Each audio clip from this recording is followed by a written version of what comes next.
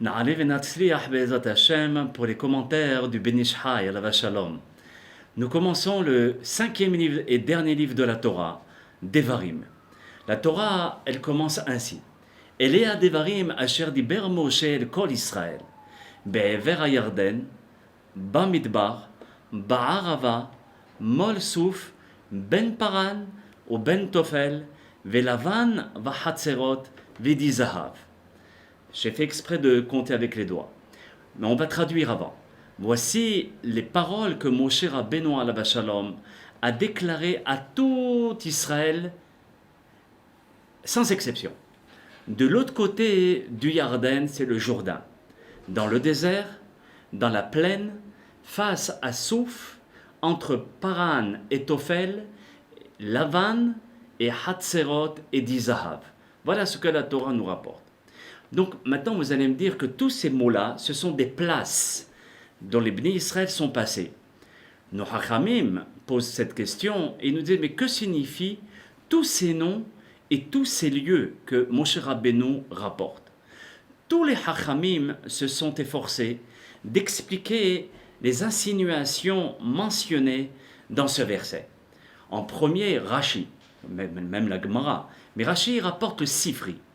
Et il dit comme ça, étant donné que Moshe Rabbeinu va sermonner les Bnei Israël, et pour respecter leur honneur, afin de ne pas les blesser ou les froisser, il va non pas les attaquer de front, chas v'shalom, pour les réprimander, mais il va avec chokhma, avec sagesse, énumérer avec tact tous les lieux là-bas où ils ont irrité Akadosh Baruch Hu.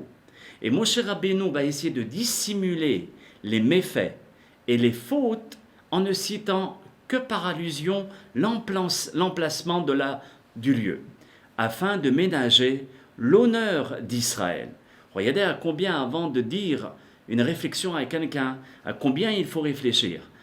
L'exemple de Moshe Rabbeinu.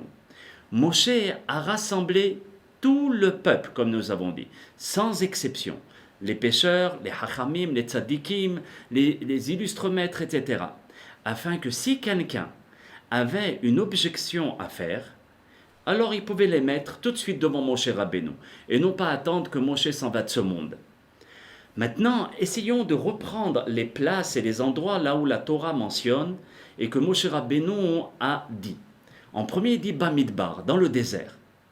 Les Bnei Israël, ne se trouvaient pas en réalité dans le désert, mais bien particulièrement à Arvot Moab. C'est quoi Arvot Moab? Ce sont les plaines de Moab. Et pourquoi Moshe Rabbeinu a mentionné ce lieu? Parce que c'est là-bas où ils ont irrité Akadosh Baruch Hu. Lorsqu'ils ont dit, dans ce désert, d'accord, et si seulement nous étions morts par la main d'Hachem dans le pays d'Égypte, pourquoi tu nous as amenés dans ce désert pour mourir? On aurait préféré mourir dans l'Égypte. Donc, c'est pour réprimander cette phrase. Ensuite, c'est marqué dans les plaines, Barvot.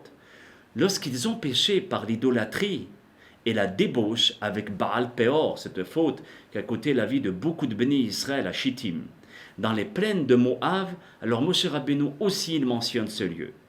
Ensuite, Mol Souf. Mol, ça veut dire en face, moule. Souf, c'est Kriyat Yam Souf, la mer Rouge, comme il est mentionné dans le traité de Arachim 15a. Lorsqu'ils se sont rébellés dans cet endroit, Kriyat Yam Souf, même s'il y avait le miracle, d'accord, pour dire que ce n'est pas parce qu'on voit un miracle qu'on peut tout accepter. Et lorsqu'ils ont dit, mais est-ce qu'il n'y a pas assez de sépultures en Égypte pour nous amener ici et mourir ici, lorsque la mer ne s'ouvrait pas, d'accord? Donc Moshe Rabbeinu, encore une fois, il leur insinue cette faute de non-confiance à l'égard d'Akadosh Baruch Hu. Ensuite, la Torah continue, et elle dit entre Paran et entre Tophel. Là-bas, à Paran, ils se sont mal comportés avec l'affaire des explorateurs. Lorsqu'ils sont revenus, ils se sont rebellés contre Moshe Rabbeinu. Moshe Rabbeinu continue en disant la faute que vous avez faite à Tophel et Lavan.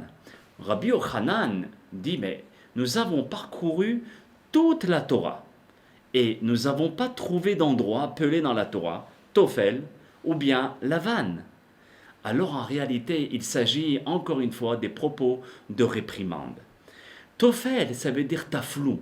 Les bénis Israël ont lancé des injures à l'égard de la manne, qui était leur nourriture. Et la manne, quelle couleur elle était? Elle était blanche, lavan. Okay? Donc, ben lavan, ça veut dire cette couleur blanche qui insinuait la manne. Et ils ont dit, notre âme est dégoûtée de la manne. Venafshenu katsa balehem kelokel. Ensuite, Moshe Rabbeinu y mentionne Hatzerot. C'est quoi Hatzerot? C'est là où il y a eu la querelle avec Korah. Et dit Zahav, comme le mot le dit bien, la place du Zahav. Il a réprimandé la faute du veau d'or, Zahav qui veut dire l'or. Maintenant, nous avons expliqué, selon la Gemara, le Midrash de Sifri et Rashi. Nous allons, Be'ezrat Hashem, dans le deuxième cours, rapporter les mêmes versets, mais expliqués par le Ben Ish Chai, Alav Shalom.